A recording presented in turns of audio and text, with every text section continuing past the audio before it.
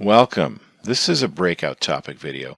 There's a lot more to be said about the flood that's described in the Bible. I'm doing this video separately from my main timeline. I'm doing that for two reasons. One is that if we're going to get through the entire Bible 5 minutes at a time, there isn't a lot of time to stop and go deeper on any content. I'm going to explore some things that just sort of flew by if you saw my previous video about the time before the earth was flooded. And in this particular case, I think this metaphor of diving deeper certainly seems appropriate. I'm also straying further in the direction of rampant speculation with this one. So I do want to make it clear that some of what I'm about to say may not be obvious to the casual reader of the Bible's narrative. And with that, let's jump in with the list of genealogy that goes from Adam to Noah. And if you saw my previous video, you might have paused it or noticed an asterisk on the screen at this point. You see something out of place. All of these individuals were living around 900 years. Then Enoch lived for 365 years, and then according to the Bible was not found, for God took him away. So this is very rare to say that God's just going to take somebody alive off the earth. So this is the first instance of that, and again, there's very few times that that's stated that was the case.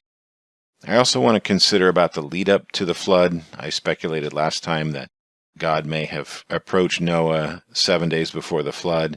That warning might have been at his grandfather Methuselah's funeral. But let's not think that, and I'm not saying that Noah and three others, like his sons, could have got together and built the entire ark in just 1 week. I think they were building it over a longer period of time. And again, looking at the numbers, there's 5 years from when Lamech died. Lamech preceded his father in death, and he was Noah's father, so that could have been a wake-up call that got Noah busy building this ark, and so 5 years doesn't seem so unreasonable. Now, something else I remember, and I'm sure I am remembering this incorrectly, but when I was a child, I had access to various media resources for kids at the church that I was going to at the time. I could swear that there was a little narrative that talked about a dome of some kind, that people built a dome and lived under the dome and rode out the flood under the dome. This seems preposterous now, thinking about, again, what sort of technology existed back then, and really the length of time that the world was subject to the flood. It was the better part of a year. But there's something else going on here, and this concept of a dome of sorts, or what the Bible calls a firmament, there is this suggestion that is what was happening before the flood. You have to go all the way back to the very beginning, the first book, just in the first couple lines of the first chapter, it talks about waters above and waters below, and there's something described only as a firmament. I think this is more than just a layer of clouds, that there was a significant amount of water being held up above the dry land where people were living before the flood. So this is important for several reasons. There's this mention of angels getting together with human women to create some kind of hybrid people or something. The Bible is at once very clear that anything that was on the land did get wiped out with the flood. One has to go all the way to the last book, the very last book in Revelation. It talks about, and I quote, "Release the 4 angels who are bound at the great river Euphrates." So the 4 angels were released, who had been held ready for the hour, the day, the month, and the year, to kill 1/3 of humankind. Okay, so that doesn't sound like what we would call good angels. That sounds like the kind that were going down to the earth and consorting with humans when they shouldn't have been.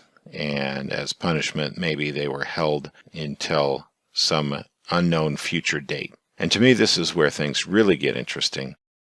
If we had all that water above, the water flooded the earth for an amount of time, and then it abated, and then there was land again. But I'm going to assume with all this addition of the water from above, global sea level probably has changed, and changed pretty significantly. So very recently, in the last few years, I'm sure you've heard of Richard Branson went to investigate a phenomenon in the oceans called blue holes. I don't know how many of these there are throughout the earth, but there's multiple facts that were stated in this discovery, in this exploration. They state that there seems to be a level about 300 feet below current modern day sea level that they believe was was kind of a sea level for some time in the past.